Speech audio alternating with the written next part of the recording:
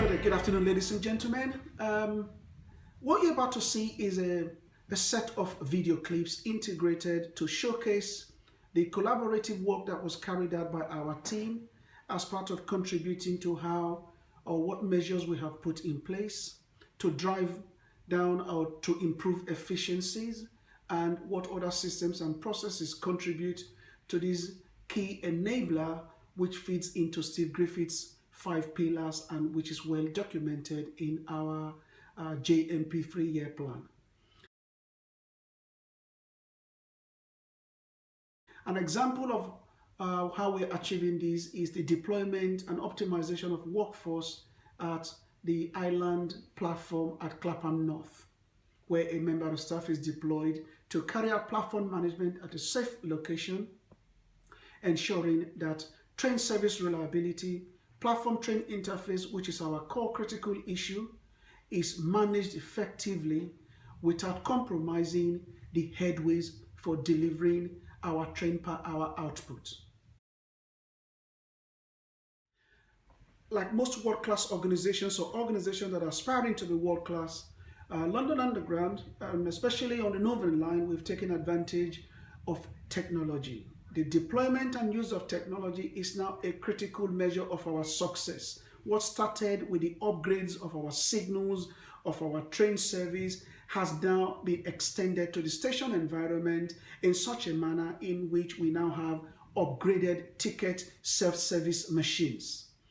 This new way of doing business, which is informed by the feedback our customers have given us, has now empowered our customers to use our machines as they see fit. In other words, tailor-made service. Staff are on hand to provide advice and to offer guidance to customers in terms of how they can use these machines either within the station environment or as an online portal, and this is now influencing customer buying habits. These are significant strides we are taking to demonstrate how best we can optimize our workforce whilst ensuring technology and the latest technology is at the center of our world-class customer service delivery targets.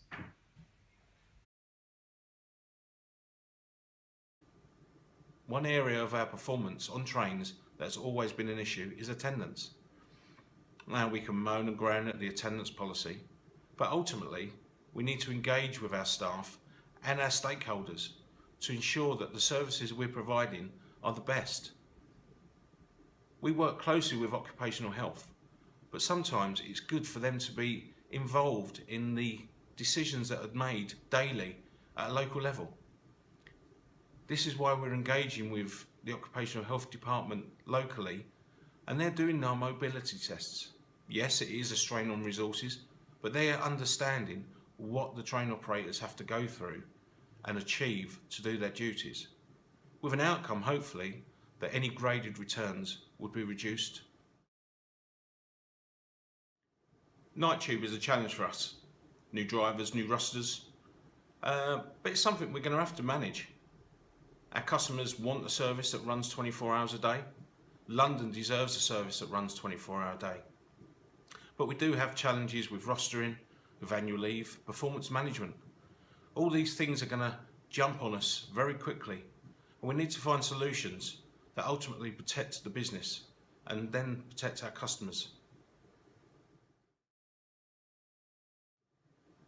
Training has always been a challenge.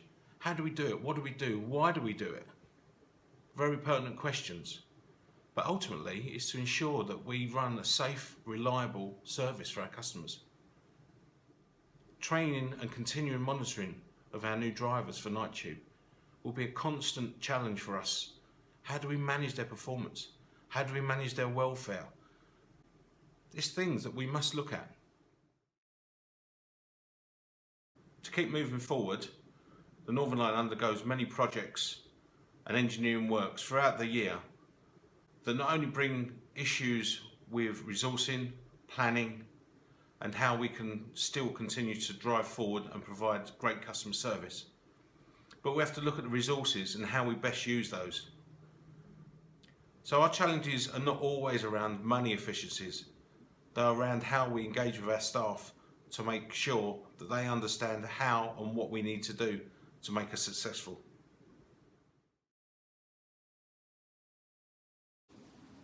Highgate Service Control Centre, the home of teamwork, high performance and excellence.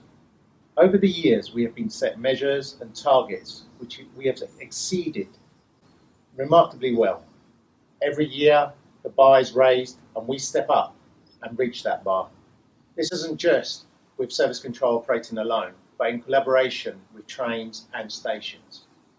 I suppose the purpose of today is to understand, not as a collective group, what our priorities and challenges are, but what lies ahead in the next few years within service control and what solutions we can come up with. Our key challenges are 5 different areas: projects, staffing, business needs, infrastructure and fleet.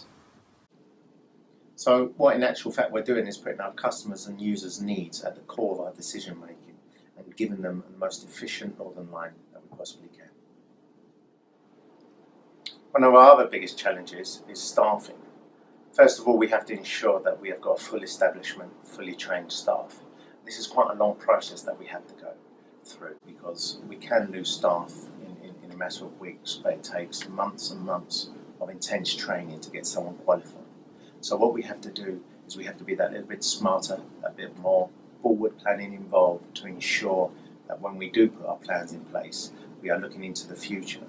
We know, for example, with big projects coming up, such as Battersea Extension, we'll be looking at raising our establishment. Therefore, we need to put plans in place, speaking to recruitment and resourcing, ensuring that those service controllers are in position to be locally trained up. Obviously, with Night-Tube, we move on to our next topic, which is at fleet. Obviously, we do our everyday operations with fleet. We have a very good understanding, very good teamwork, a very good relationship with Ulster. We understand what needs they have and what needs we have. However, with Night-Tube, the bar raises quite significantly. Obviously, with Night-Tube running on Friday and Saturdays, we're going to be losing key hours of engineering hours. So what we need to do is be smarter, be faster on other nights to ensure that we prevent any frustrated access, any unnecessary cancelled works because the paperwork isn't right, because we're not communicating well with staff on site. We need to make sure that everything is slick and quick. One of the challenges we face in service control is cooperation from outside agencies, train operators and stations. Sometimes when we request action to be taken on a station or on a train, we're faced with non-compliance, but with a little bit more familiarity with each other's roles, I feel that we'll be able to encourage that can-do attitude. The more information people have about how they contribute to the whole situation, the more likely they are to help us out to overcome any problem, reduce delays and improve the customer experience. We've all definitely stepped up our response to Fit for the Future and making sure that we're more involved with staff. So speaking to the CSMs, especially ones in new stations that maybe have come from very different areas. We're finding that we're interacting an awful lot more now with area managers, and that's actually vital to help us overcome any of the logistical problems we're having.